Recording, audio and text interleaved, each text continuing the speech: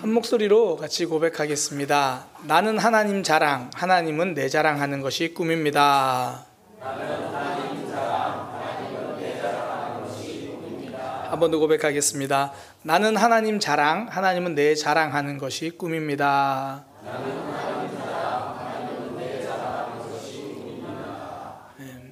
저는 이제 서울 시내 안에서 움직여야 될 일이 있으면 차를 운전하는 것보다 이 지하철을 많이 탑니다.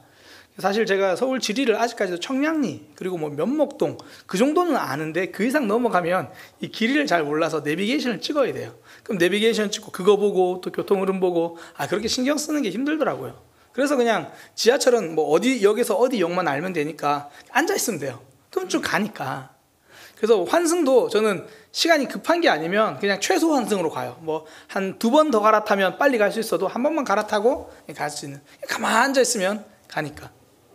그 지하철로 내려갈 때도 그렇고 올라올 때도 사실 뭐 계단이 건강하다고 하지만 저는 대부분 에스컬레이터를 탑니다.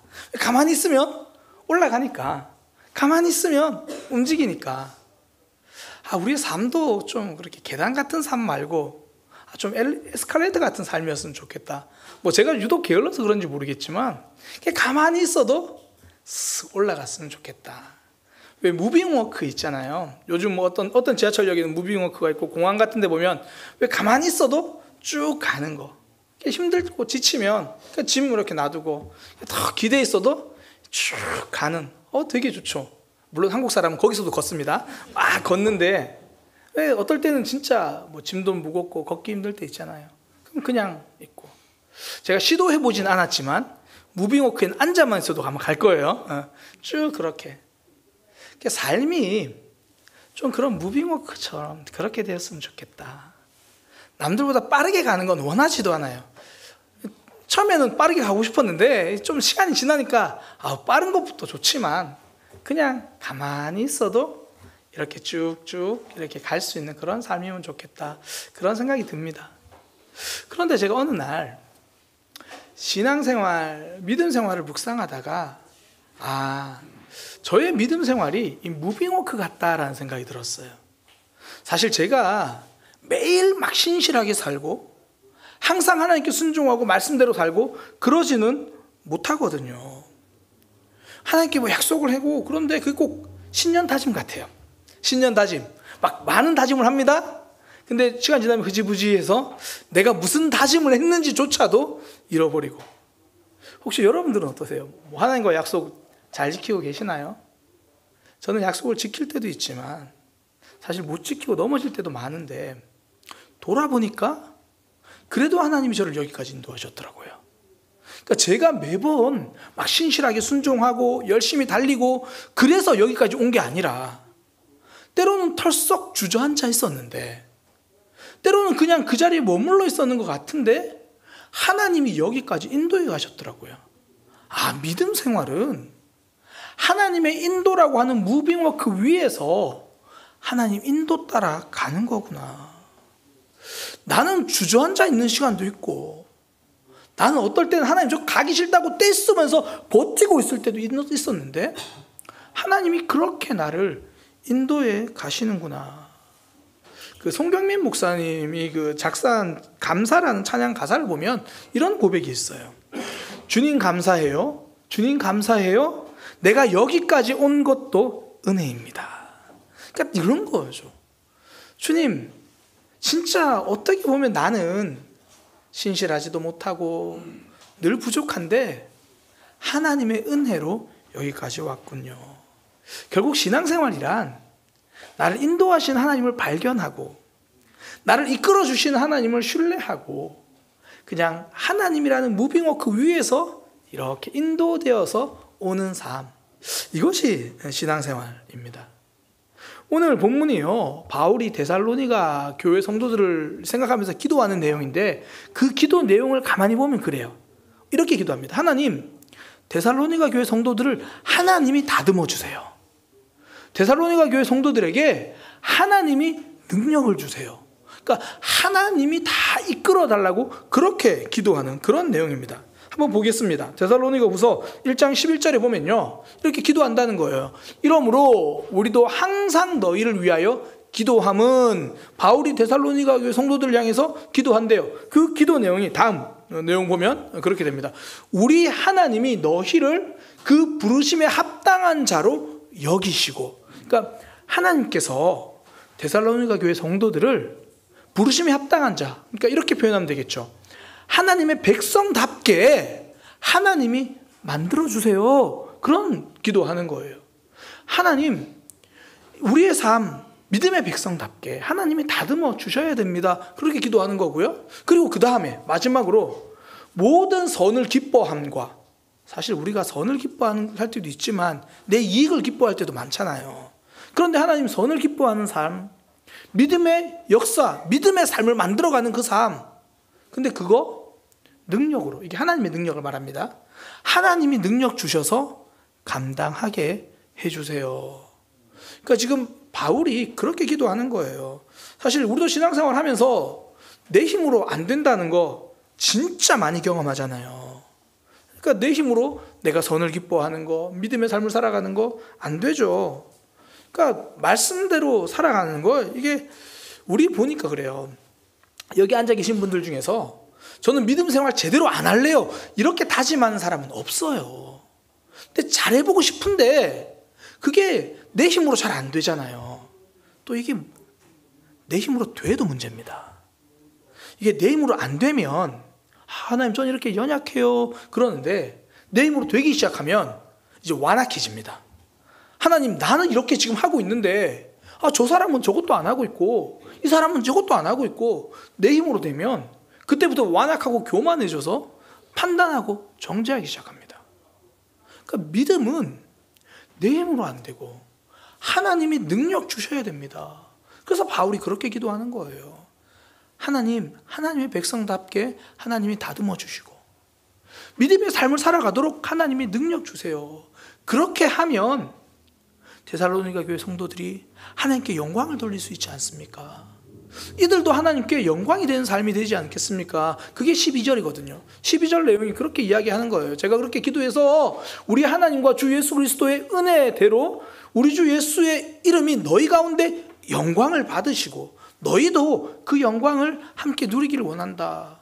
그러니까 우리가 하나님 앞에서 잘 다듬어지고 하나님의 능력으로 살아가면 하나님의 영광을 받으신대요.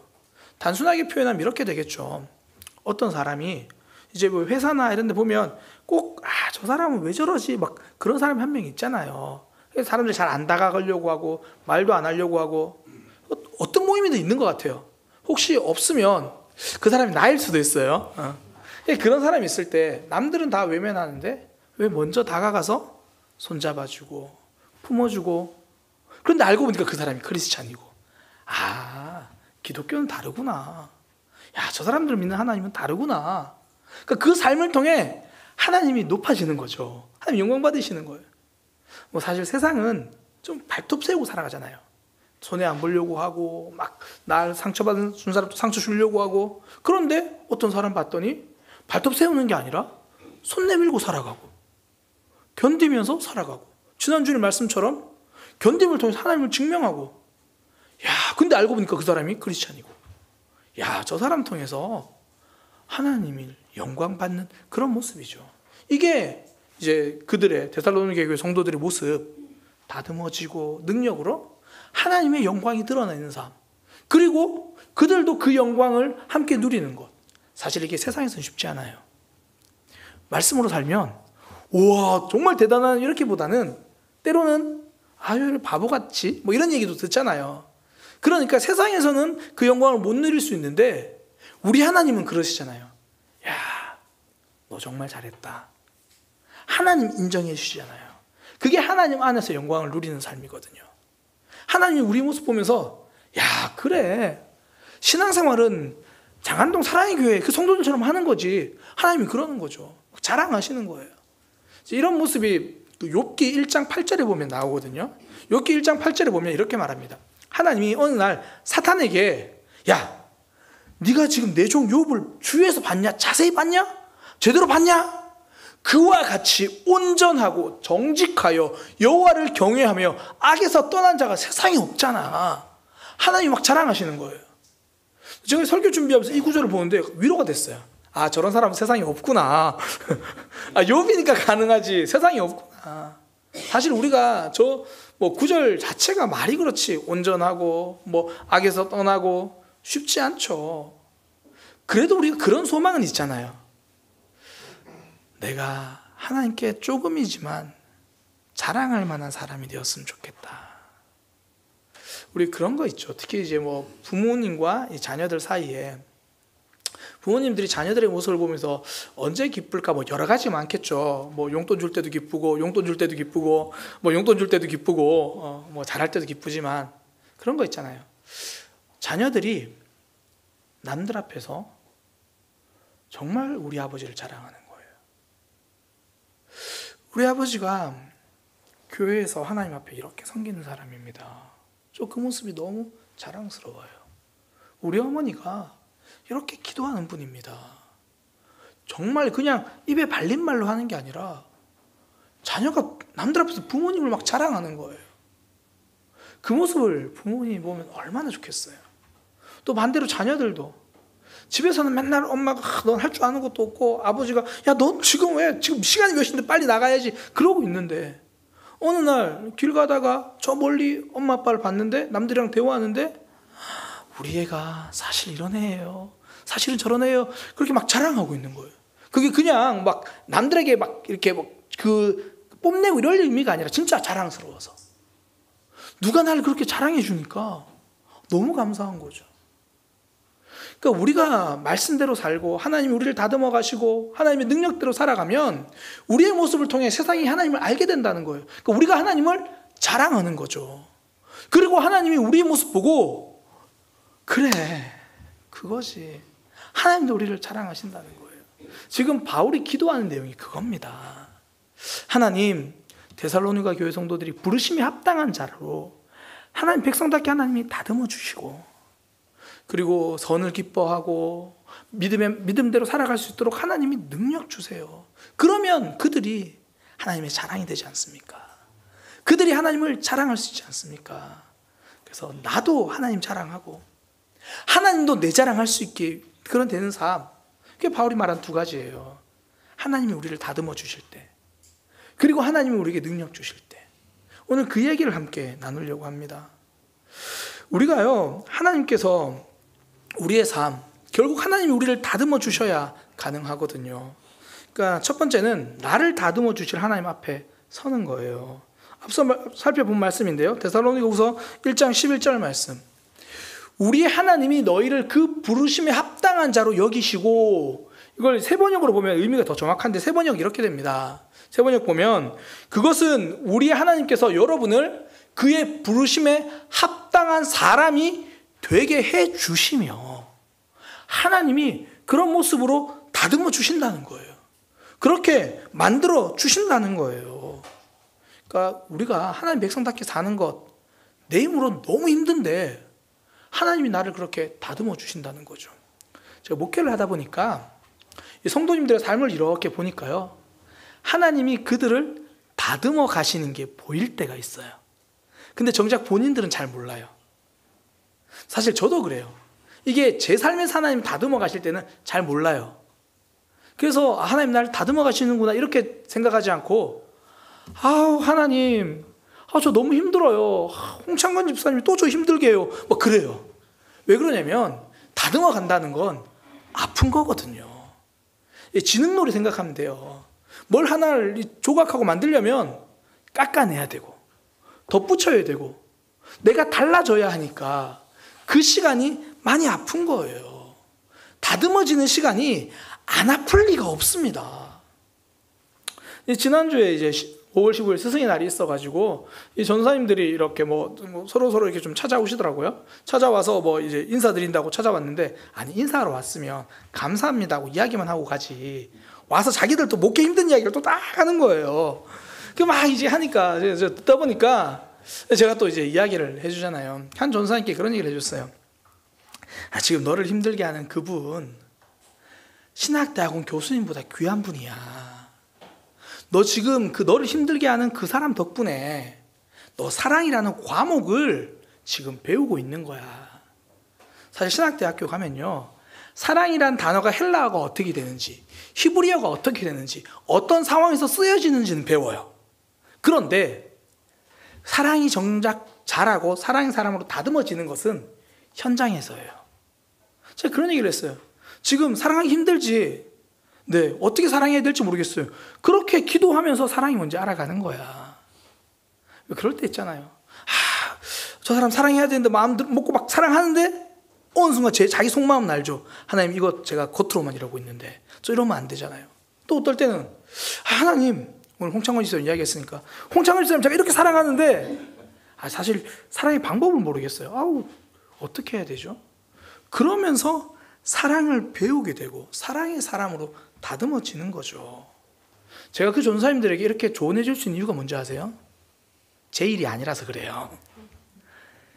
제 일이 아니니까 그 다듬어지는 과정이에요 그러지, 제 일이면요 저 엄청 힘들어해요.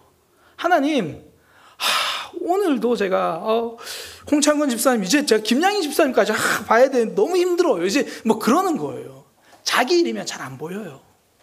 언제 깨닫냐면 다 지나고 나면, 나중에 서로 맛있는 거 밥 먹고 해결되고 나면 하나님이 저 사람을 통해 나를 다듬으셨구나. 하나님은 사람을 통해서 우리를 다듬어 가십니다. 잠언 27장 17절, 철이 철을 날카롭게 하는 것 같이 사람이 그의 친구의 얼굴을 빛나게 하느니라. 사람은 서로 부대끼면서 서로 다듬어지고 아름다운 모습으로 만들어지는 거예요.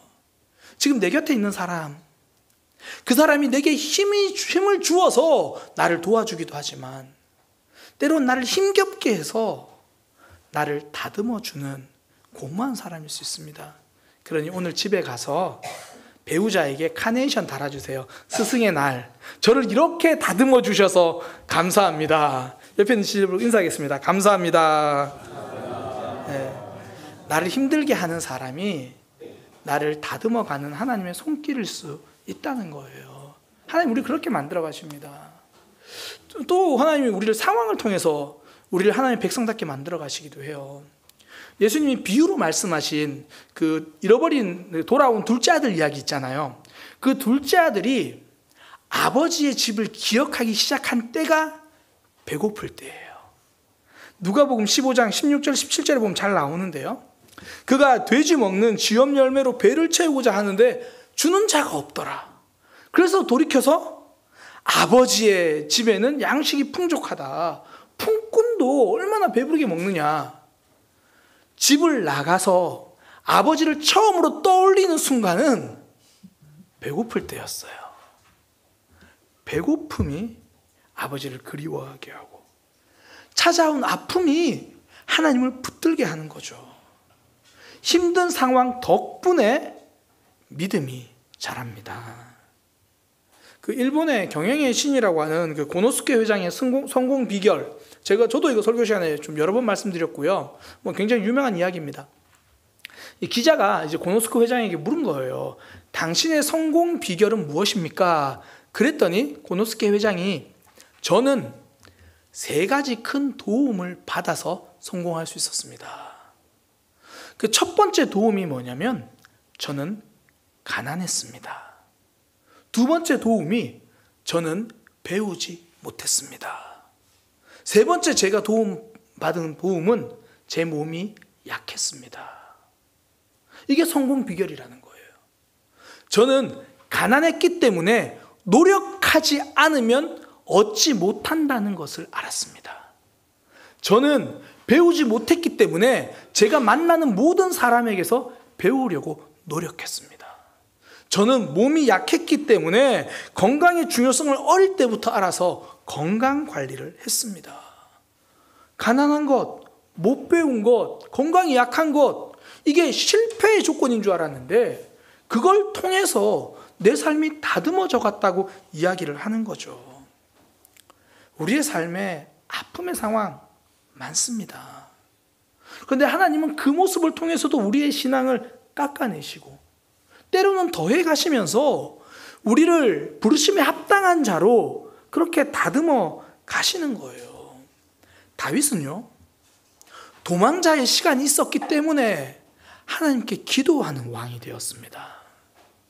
모세는요, 애굽의 왕자로 있을 때가 아니라 미디안 광야로 도망가서 40년 동안 양치면서 남들에게 잊혀진 사람이 되어가는 그 처절한 고독의 시간이 있었으니까 이스라엘 백성들을 인도할 때 그들과 싸우지 않아요.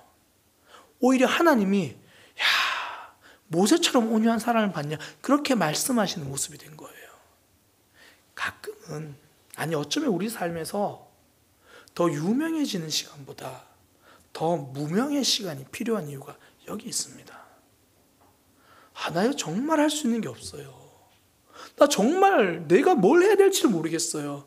그 시간이 답답하고 버려진 시간 같았는데 하나님은 그 상황을 통해서 하나님 앞에 설 수 있고 사람과 씨름하지 않고 하나님 바라보는 믿음의 그 모세로, 믿음의 지도자로 하나님이 다듬어 가시는 거죠. 하나님은 우리를 그렇게 부르심에 합당한 자로 만들어 가십니다. 그래서 우리에게 필요한 게 맡겨드림이죠. 하나님이 우리를 다듬어 가실 때 그 작업대 위에 탁 올려놓으실 때가 있잖아요. 그때 우리는 하나님 손에 나를 맡겨드리는 거예요. 그러니까 다듬고 만지실 때 하나님 너무 힘들어요, 그리고 작업장을 뛰쳐나가는 게 아니라 하나님 앞에 나를 맡겨드리는 거, 그게 기도하는 시간이잖아요. 그게 예배하는 시간이잖아요. 하나님, 홍창건 집사님이 지금도 저만 쳐다보고 있는데 제가 또 뭘 잘못했나요? 하나님, 제가 하나님께 기도합니다. 제가 하나님 앞에 예배합니다. 하나님이 저를 다듬으시는 작업장을 이탈하지 않겠습니다. 가끔 뉴스에 보면 이 노쇼에 대한 이야기가 있잖아요. 이제 뭐 어떤 식당에서 많이 주문을 하고 예약했는데 그냥 안 가버린 거예요. 실제로 지난 3월에도 그런 일이 남양주에서 있었다 그러더라고요. 100명을 예약했는데 당일날 그냥 못 가겠다 취소를 해버린 거예요. 그러니까 엄청 손해가 났다는 게 이제 좀 이슈가 됐습니다. 그러니까 노쇼를 하는 거예요. 준비해놨는데 하나님 앞에서는 노쇼 인생이 되지 않기를 소망합니다. 하나님 우리를 다듬으시려고 하시는데 하나님, 저 거기 안 갈래요, 저 그거 싫어요, 노쇼 하려고 하는 거죠. 그런데요, 하나님 앞에서는 노쇼가 없습니다. 나는 이쪽으로 도망가잖아요. 하나님 거기서도 우리를 다듬으십니다. 내가 저쪽으로 도망가잖아요. 그러면 하나님이 그 상황을 통해서도 우리를 다듬으십니다. 나는 힘들어서 도망갔는데 우리 하나님은 그 모습대로 내버려 둘 수 없으니까, 우리를 포기하지 않고 사랑하시니까 거기서도 다듬어 가시는 거예요. 우리를 부르심에 합당한 자로 하나님이 만들어 주십니다. 어떨 때는 거울 보고 있으면 내가 무슨 성도인가, 내가 무슨 목사인가, 그런 생각이 들 때도 있죠. 그때 하나님이 나를 다듬어 가실 것을 기대하겠습니다. 사람을 통해서, 상황을 통해서 힘들다고 도망가지 않고 하나님 앞에 기도하겠습니다. 하나님 앞에 예배하겠습니다. 하나님이 나를 아름답게 빚어가실 그 순간을 기대하겠습니다. 하나님이 우리를 다듬어 가실 겁니다. 그 하나님 앞에서 잘 다듬어지고 빚어지는 믿음의 백성 되기를 소망합니다. 두 번째 바울이 기도한 게요, 하나님의 능력으로 믿음의 삶을 살아가는 거예요. 데살로니가후서 1장 11절 뒤에 부분, 모든 선을 기뻐하고 믿음의 역사를, 그러니까 선을 기뻐하는 거, 믿음의 삶을 살아가는 거, 이거 하나님이 능력 주셔야 돼요. 이거 우리 힘으로 할 수 없어요. 그러니까 행하시는 분이 하나님이라는 거예요. 하나님이 행하시니까 성도에게 중요한 건 행함보다 중심입니다. 하나님이 이끌어 가시는 거예요. 그러니 우리는 중심을 지키는 거죠. 이걸 잘 보여주는 사건이 이 기드온의 300용사거든요. 전쟁을 하려면 군사가 필요하잖아요. 하나님이 기드온을 통해서, 야, 내가 너를 통해서 너희를 괴롭히는 미디안과 싸우게 해주겠다. 오, 그 기드온, 네가 나팔을 불어라, 네가 사람을 모아라. 모았더니 3만 명이에요. 아직 좀 부족하거든요. 미디안은 10만 명이 넘으니까. 그러면 우리의 기도 제목은, 하나님, 이 3만 명이지만 전쟁하는 순간 생각지도 못한 곳에서 도움이 와서 10만 명을 넘어서게 해주세요. 아니면 우리가 기도하는 거, 하나님, 이 3만 명이 정말 우리에게 지혜를 주셔서 이 3만 명 가지고 10만 명을 잡아먹을 수 있는 그 능력과 지혜를 주세요. 그렇게 기도하잖아요. 근데 하나님이 기드온에게 하시는 말씀 7장 2절에 사사기 7장 2절입니다. 여호와께서 기드온에게 이르시되 너를 따르는 백성이 너무 많은즉 3분의 1도 안 되는데 지금 너무 많은즉 내가 이 전쟁 승리를 지금 이대로는 승리하게 안 할 거다. 미디안 사람을 안 넘겨줄 거다. 왜냐하면 이렇게 해서 너희가 승리하면 이스라엘이 하나님을 거슬러서 이거 우리가 한 거예요. 우리가 전략을 잘 세운 거죠.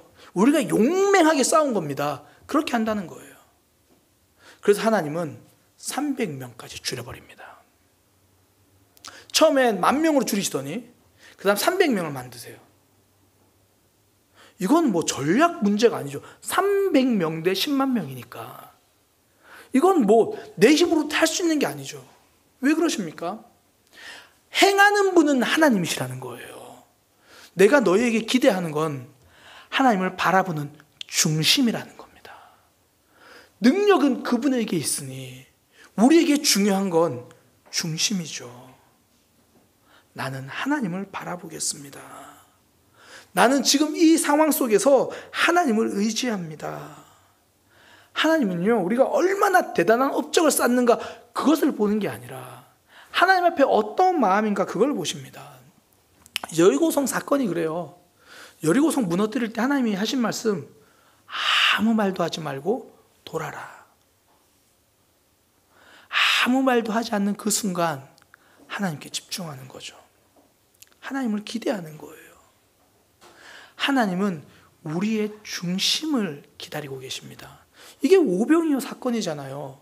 야, 너 5,000명 좀 먹여봐라. 그러지 않으십니다. 야, 너는 몇 명이나 먹일 수 있는데? 야, 너 100명? 야, 그래가지고 무슨 믿음의 사람이야? 이렇게 말씀하지 않으세요. 5,000명 먹이시는 분은 하나님이십니다. 단지 제자들이 이 상황에서 예수님을 주목하여 보기를 바라는 거죠. 사단은 결과에 집중해요. 이 일이 되겠느냐 안 되겠느냐, 얼마나 폼나게 얼마나 화려하게 할 수 있느냐, 거기에 집중하는 게 사단이에요. 우리 하나님은 과정입니다. 어떤 마음으로 하고 있는가, 어떤 사랑의 마음으로, 어떻게 하나님을 바라보는 마음으로 하고 있는가. 왜 그렇습니까? 능력은 하나님이 주시니까, 결과는 하나님이 이루시니까. 그래서 하나님은 딴 게 아니라 중심 보시겠다는 거예요. 사무엘상 16장 7절에 사람은 외모를 보거니와 나 여호와는 중심을 보느니라. 남들이 보기에 지금 얼마나 괜찮은 모습, 얼마나 대단한 모습, 싸움 잘할 것 같은 그 모습이 아니라 하나님 앞에 어떤 마음인가 그거 보는 거예요. 우리는 남들이 보기에 더 괜찮은 모습으로 잘해보고 싶다는 마음이 들 때가 있어요. 때로는 지금 내 모습이 너무 초라해서 막 좌절할 때가 있어요. 그때 하나님이 우리에게 하시는 말씀, 잠언 21장 2절, 사람의 행위가 자기 보기에 못 정직하여도 여호와 하나님은 마음을 감찰하신다는 거예요. 행하는 건 내가 하겠다. 능력은 내가 주겠다. 너는 마음 지켜라. 선한 일을 하는 것도, 믿음의 놀라운 일을 행하는 것도 우리 힘으로 이룰 수 없습니다. 하나님의 능력으로 하시는 거예요. 그러니까 하나님은 우리에게 결과를 기다리지 않아요. 굳이 따진다면 우리의 시도를 기다리십니다. 하나님을 믿고 시도하는 거예요. 우리 소그룹 인도자 사랑방 리더 중에 한 분이 매주 기도 제목을 내라면 기도 제목 이렇게 냅니다. 제 기도 제목은 아시죠? 작심 하루입니다. 그분은 작심 하루가 기도 제목이래요. 그러니까 새벽 기도 말씀 듣고 말씀 묵상하고 하나님께 기도하며 살아가는 것 하루만 하자. 이게 진짜 저는 일주일 중에 하루만 하겠습니다 그 이야기가 아니라 하나님 앞에서 내가 이 하루를 성공하면 또 다음 날도 할 수 있잖아요. 저는 이것이 우리 믿음의 성도들의 삶이라고 생각합니다. 딱 하루, 결과는 하나님께 맡기고 시도해보는 거예요. 내 마음의 중심을 하나님 앞에 맡기는 거죠. 바울이 데살로니가 교회 성도들을 향해서 기도하는 것, 하나님, 이들이 선을 기뻐하는 것도 믿음의 삶을 살아가는 것도 하나님이 능력 주셔야 합니다. 우리의 삶에도 동일하잖아요. 하나님, 믿음의 삶을 살아가는 거 하나님이 능력 주셔야 합니다. 그러니 전 하나님 믿고 제 마음을 지키겠습니다. 제 중심을 하나님 앞에 지키겠습니다. 그때 하나님의 능력을 경험하는 믿음의 삶이 되는 거죠. 오늘 바울이 두 가지를 먼저 앞서 기도하는 거예요. 하나님이 다듬어 주셔야 돼요. 하나님이 능력 주셔야 돼요. 그러면 이들이 하나님께 영광 돌릴 수 있고 하나님 안에서 영광을 누릴 거예요. 오늘날 우리의 표현으로 한다면 이들이 하나님을 자랑하는 삶을 살 것이고 이들도 하나님께 자랑이 되는 삶을 살게 될 겁니다. 저는 우리 모두가 그런 믿음의 삶이 되기를 소망합니다. 하나님이 기뻐하시는 그 믿음의 삶, 그런 모습 되기를 소망합니다.